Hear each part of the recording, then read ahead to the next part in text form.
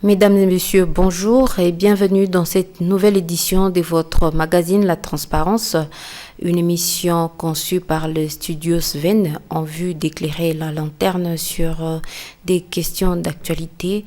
Nous allons en profondeur par rapport à tout ce qui concerne la province du Sud Kivu en général. Et aujourd'hui, nous avons comme invité les députés provincial Omer Boulakali, il est de l'UNC allié. Monsieur le député, bonjour. Bonjour madame. Et je suis Judith Assina à la présentation.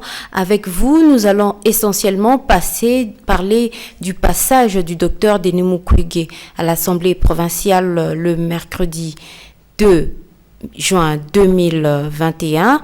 Et c'est vous qui avez été l'initiateur de la motion pour interpeller ou bien inviter le docteur Denis Mukwege. Il s'agit de quoi?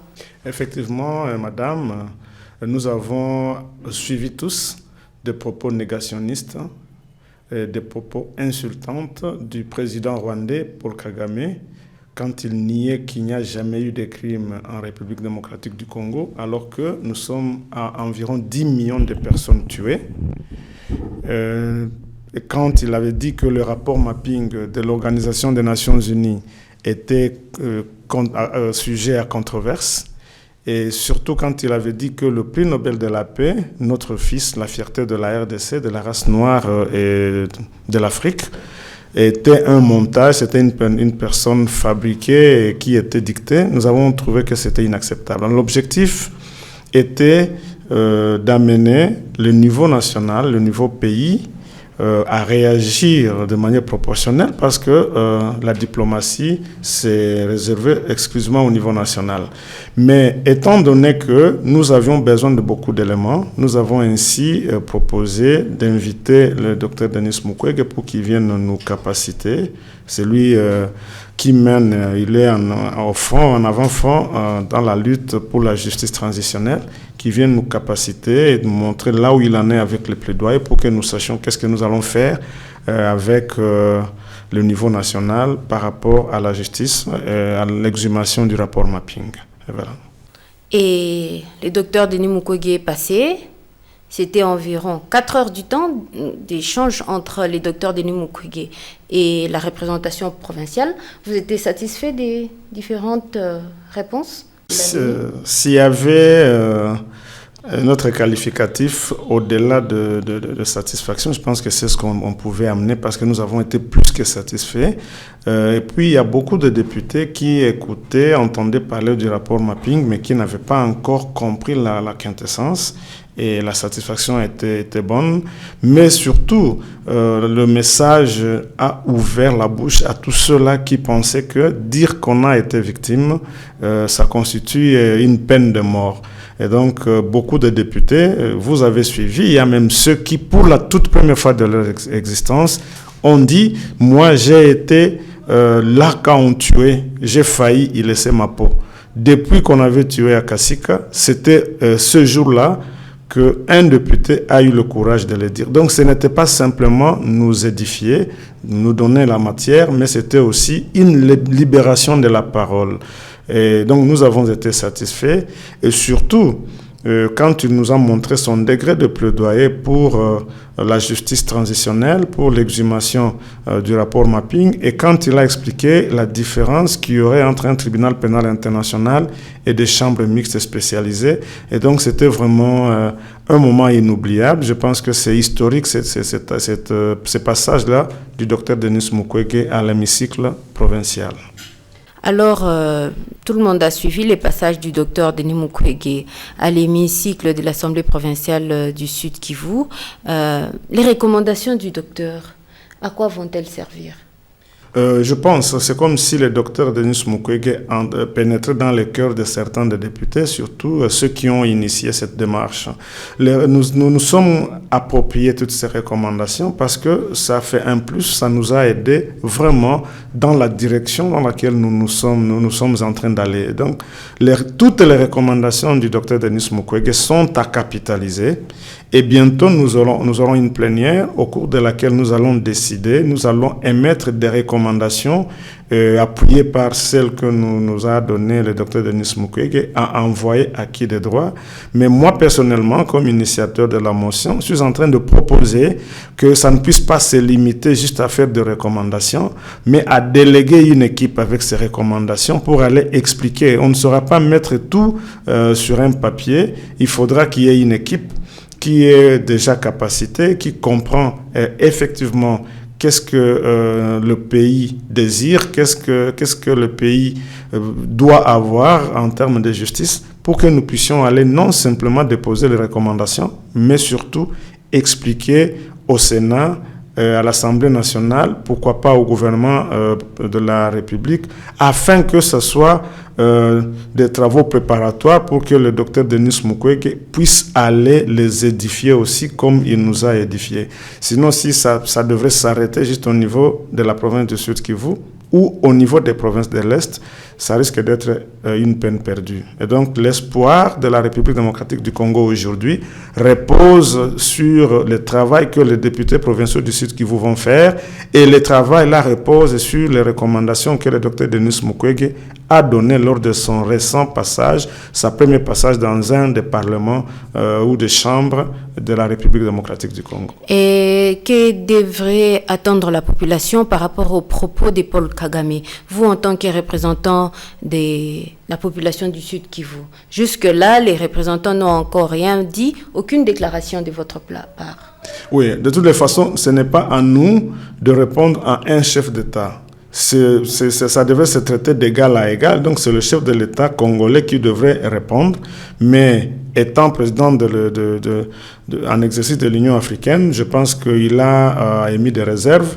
Nous avons suivi son bref interview, mais je me dis, nous allons faire un travail afin que ce soit le pays, non qui réponde au président rwandais Paul Kagame, mais capitaliser ce propos-là négationniste pour que nous puissions sortir de l'oubli et que le rapport mapping sorte de tiroir pour que les génocides commis en RDC puissent enfin être documentés, publiés et que la justice se fasse. Donc, nous, au niveau de l'Assemblée provinciale, au niveau de l'hémicycle provincial, nous avons commencé un travail et nous ne comptons pas nous arrêter à mi-chemin.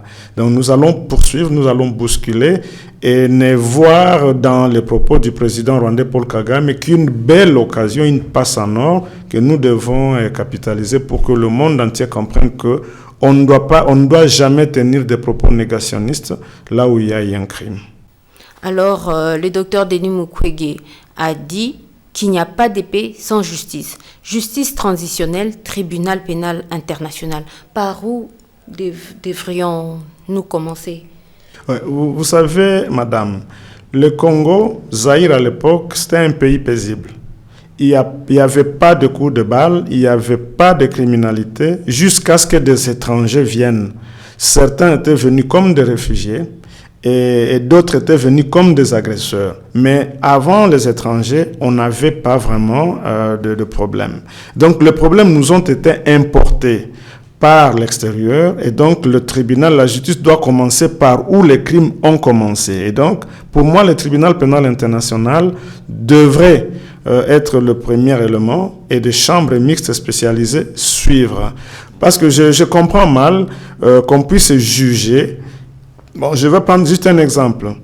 Quelqu'un qui est devenu agressif parce qu'il avait vécu des atrocités. Et qu'il soit le premier à être jugé, alors que ceux qui avaient amené ces atrocités, qui l'avaient rendu agressif, restent libres, sans être inquiétés. Je pense que ça serait l'injustice de la justice même. Donc pour moi, c'est d'abord le tribunal pénal international, on juge les étrangers, et puis les nationaux aussi qui avaient participé, ils doivent aussi être jugés. Là, je veux peut-être vous dire une chose.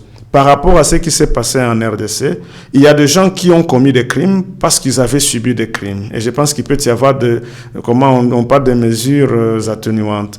Une sorte de vengeance. Non, c'est comme si on se dit, ceux qui sont agresseurs, ceux qui sont violents, ils montent en grade pour devenir grands dans ces pays. C'est mieux d'être aussi violent comme eux. Donc c'était comme une leçon. Et je me dis, si vous entrez en profondeur de ce qui s'est passé en RDC, vous constatez que c'est quelque chose qui avait été très bien ficelé, très bien programmé, très bien préparé même pour que ça puisse se passer dans notre pays. Et si vous voyez comment s'est fait la suite, c'est comme si on veut entretenir cette question-là, ce qui prouve que réellement ces génocides avaient été véritablement préparés dans des grands laboratoires. Et c'est pourquoi il faut commencer par un tribunal pénal international. Merci, monsieur le député. Je rappelle que nous avons comme invité Omer Boulakali. C'est un député provincial, il est de la province du Sud Kivu. Avec lui, nous sommes en train d'aborder la question de propos négationnistes du président Paul Kagame, qui a fait en sorte que l'Assemblée provinciale du Sud Kivu invite Dr Denis Mukwege, prix Nobel de la paix 2018, pour expliquer un peu mieux de quoi il s'agit dans le rapport mapping. Alors, monsieur le député, nous avançons lentement mais sûrement vers la fin de notre émission. Pouvons-vous nous dire, au-delà du fait que vous allez envoyer une équipe à Kinshasa, qu'est-ce qui est prévu en province? En principe, vous devriez faire rapport à la province. Oui, normalement, nous ne faisons pas rapport à l'exécutif provincial, nous faisons des recommandations et là, nous allons faire des recommandations au niveau de la province. Mais avant tout cela, nous sommes représentants du peuple, bientôt nous irons en vacances parlementaires. Nous demandons aux députés provinciaux de s'arranger, de tout faire pour que ce que nous avons appris par le docteur Denis Mukwege, le prix Nobel de la paix 2018, puisse être transmis fidèlement au niveau des territoires, de nos circonscriptions électorales respectives. Je pense que ça va faire à ce qu'il y ait une renaissance de la confiance, minime soit-elle, parce que la première étape, c'est la restauration de la vérité. Et donc, il faut que des gens commencent à le dire ouvertement. Quand ça vient d'un député, lors de son meeting, et qu'il dise ouvertement, je pense que la population peut commencer à se décharger. Et c'est un début. Deuxièmement, nous devons demander à l'exécutif provincial d'accompagner tous ceux-là qui partent dans cette voie-là, donc la sécurité et pourquoi pas de moyens, afin que la vulgarisation, la sensibilisation puisse se faire jusqu'à la couche la plus inférieure de la population. Et je pense que ça sera fait. Et puis, au niveau maintenant de nous, députés, je suis en train de me dire que c'est parmi les recommandations que nous allons émettre, que nous puissions avoir un noyau de députés qui sera en train d'être capacité par le prix Nobel de la paix, afin que ce noyau rentre pour capaciter d'autres députés, parce que le travail de toute une vie ne pouvait pas se résumer en 4 heures de séance. Donc, nous avons encore beaucoup de choses à apprendre, nous avons encore à être capacités, et ça, comme on ne peut pas déplacer l'Assemblée provinciale vers la Fondation Panzi où reste le prix Nobel, donc il faudra qu'il y ait une équipe qui partent puiser à la source et qui ramènent à toute la masse. Donc, il y a quand même beaucoup d'exercices que nous allons faire, mais nous espérons que ça ira très vite et que ça ne va plus prendre longtemps avant que nous ayons ce tribunal pénal international pour la paix. Je rappelle ici que, pour raison de sécurité, le prix Nobel de la paix, Dr Denis Mukwege, vit à l'hôpital général des références de Panzi. Nous allons passer à notre deuxième thématique qui est liée au volcan, à l'éruption du volcan Nyiragongo le 22 mai. Tout le monde était surpris de l'éruption du volcan Nyiragongo. Monsieur le député provincial, il y a des sinistrés qui sont venus de Goma, qui ont été délocalisés du site de Dendéré vers Kavumu. Vous, en tant que député provincial, représentant du peuple, quelles sont les précautions que vous prenez pour que cette population, ces Congolais, soient bien gérés? Parce que jusque-là, le reportage que nous avons ici ne donne pas de bonnes nouvelles du côté des sinistrés. Oui, madame, je pense que vous êtes dans la province et vous connaissez ce qui s'y passe. Je présente d'abord ma compassion, mes condoléances à toutes ces familles, ces déplacés, les familles de ceux-là qui ont perdu la vie. Vous savez, madame, nous avons eu des sinistrés dans la province du Sud Kivu. Dans la ville de Bukavu, on parle de Nyamougo par exemple. L'exécutif provincial n'a jamais su gérer des fonds qui ont été envoyés par le niveau central en faveur de nos sinistrés internes, donc de la ville de Bukavu, convoi. Et ils ont fait beaucoup plus de réclamations. Nous-mêmes, à l'Assemblée provinciale, nous avons beaucoup plaidé, mais l'exécutif n'a jamais répondu favorablement. Alors je me pose des questions, qu'est-ce qu'on peut attendre d'un gouverneur de province ou d'un gouvernement provincial, je m'excuse, qui ne sait pas gérer des sinistrés locaux et qui reçoit des sinistrés qui viennent d'une autre province, d'une province voisine. Bien sûr, ce sont nos frères, mais nous nous sentons un peu limités parce que nous connaissons certaines réalités. Et les sinistrés, j'en ai même dans ma maison comme famille d'accueil. Parce que ceux-là que j'ai vus, je ne pouvais pas les jeter en pâture. Mais comme je ne pouvais pas prendre tout le monde, voilà ceux qui ont eu de la chance, ils sont chez moi. Et d'autres qui ont été délocalisés. Je suis député provincial. Je peux vous dire que je ne sais rien de cette décision. Donc l'exécutif travaille en parallèle avec l'Assemblée provinciale. On prend des décisions de manière unilatérale. Donc la décision de déplacer des déplacés internes est venue de manière unilatérale. Nous sommes dans l'obligation maintenant de passer voir là où on les a acheminés. Mais à mon avis, beaucoup vont se sentir lésés, on les malmène, ils viennent d'une situation difficile. Déjà au port, ce n'était pas facile. Là où on est parti les déposer, ce n'était pas facile. Là où on les amène, ils ne savent pas. On ne les a même pas préparés. Ils ont vu tout simplement des camions venir pour dire « vous partez d'ici », comme si ce n'étaient pas des êtres humains. C'est à nous maintenant, députés, d'aller voir là où on les a amenés, voir dans quelles conditions ils sont en train de vivre. Et heureusement que bientôt ils pourront retourner chez eux, parce que ça fait la honte de la province, vraiment franchement, la honte de la province qu'on n'ait pas su s'occuper de nos frères alors qu'ils ont connu des difficultés. Il y avait des sites, on avait décidé de plusieurs sites où on devrait mettre des sinistrés. Mais il y a d'autres qui, voyant comment déjà on les traitait au port, ils ont préféré entrer dans des familles des inconnus plutôt que de rester entre les mains de l'État. Parce que la brutalité avec laquelle ils ont été reçus, ils ont fait longtemps sur le lac avec risque de naufrage parce qu'il y avait encore des négociations, je ne sais pas. Et donc ça n'a rien reflété de correct, ça n'a rien reflété de fraternel. Donc, à mon humble avis, c'est nous qui irons voir l'Assemblée provinciale et nous allons constater qu'est-ce qui se passe pour que nous fassions d'autres recommandations. Mais gloire à Dieu, le volcan s'est éteint. Sinon, je présume que ça serait une catastrophe. Nous ne déplorons pas de maladies hydriques et nous ne les souhaitons pas. Mais déjà, quand nous avons des catastrophes de ce genre, ou nous avons des épidémies de ce genre, le gouvernement provincial se retrouve dans une certaine faiblesse. Et donc, si on en connaissait, ça serait encore un problème supplémentaire. Heureusement qu'on n'en a pas eu. Nous disons merci à Dieu. Alors, vous, en tant que représentant du peuple, député provincial, vous déplorez la mégestion de l'exécutif provincial. Ça veut dire qu'il y a un problème de collaboration entre les deux institutions. Si nous parlons collaboration, peut-être que j'aimerais éclaircir. Nous avons la façon de voir les choses qui est la façon de la population. Ce que la population veut voir. Et la population est fidèle en payant ses taxes et ses redevances. Mais en contrepartie, ça ne suit pas, donc il n'y a pas de feedback.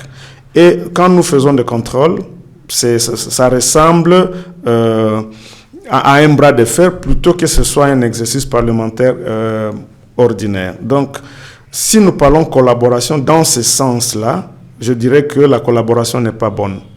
On ne sait pas exactement qu'est-ce qui se passe et tout s'est fait pour que nous ne puissions pas savoir exactement ce qui se passe. Donc, je charge ici l'exécutif provincial et je sais qu'ils auront cette vidéo pour que l'exécutif provincial puisse se raviser et regarder dans le sens de la population pour que nous puissions être satisfaits.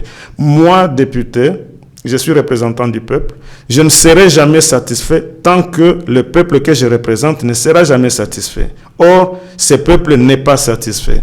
Le peuple n'est pas satisfait du traitement des déplacés internes, parce qu'il y en a aussi, mais le peuple n'est pas aussi satisfait de la gestion des déplacés qui sont venus de la province du Nord Kivu. Et donc, moi aussi, comme représentant du peuple, je ne suis pas satisfait. Mais que faites-vous pour améliorer cette collaboration? Parce que si les deux institutions ne collaborent pas bien, donc tout de suite on comprend pourquoi la province semble être abandonnée à son propre triste sort. Oui, ce que nous faisons, c'est le mécanisme qui se retrouve dans les documents qui nous régissent.